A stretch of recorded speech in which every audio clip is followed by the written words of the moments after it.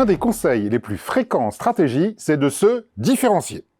Pour assurer votre succès durable, la panacée serait de ne pas vous noyer dans la masse des concurrents, mais d'élaborer une offre distincte, un positionnement original, voire une proposition de valeur unique.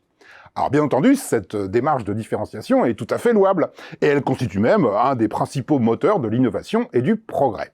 Se différencier, c'est proposer une offre soit plus élaborée et plus chère que celle des concurrents, soit moins élaborée et moins chère. Dans les deux cas, le secret consiste à augmenter le différentiel entre le prix et le coût, afin d'accroître la rentabilité. Cependant, il existe des situations assez surprenantes où une entreprise peut voir son positionnement évoluer malgré elle.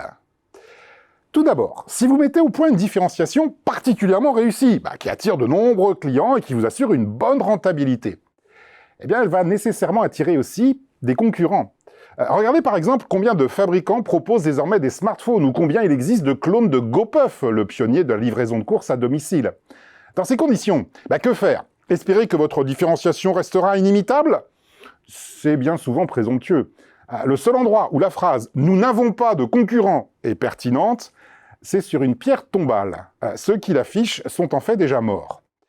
Face aux imitateurs, la tentation peut aussi être forte de renforcer votre différenciation. Mais le risque est alors grand de proposer une offre qui n'intéresse plus grand monde.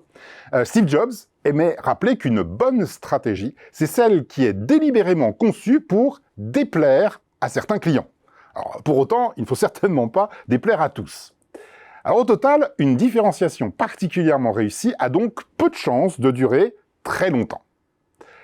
La différenciation peut provoquer une deuxième situation perturbante. C'est lorsque votre entreprise se retrouve différenciée alors qu'elle ne le souhaitait pas. Alors c'est typiquement le cas lorsqu'un leader établi, qui est historiquement l'offre de référence sur son marché, voit arriver de nouveaux entrants qui déploient une stratégie de différenciation particulièrement réussie. Dès lors, le concurrent en place se retrouve peu à peu différencié alors qu'il ne le souhaitait pas.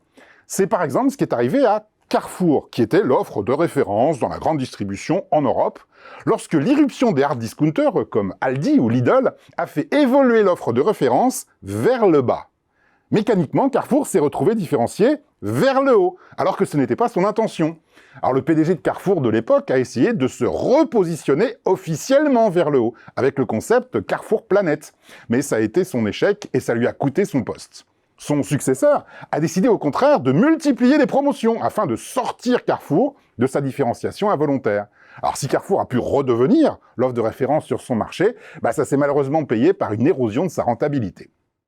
Alors l'idée à retenir de tout cela, c'est qu'en stratégie, plus une idée est bonne, plus vite elle est imitée et donc plus vite elle perd de son intérêt. En fait, le jeu concurrentiel est en perpétuelle évolution. Si vous ne le faites pas évoluer vous-même, il évoluera autour de vous et pas nécessairement comme vous le souhaiteriez.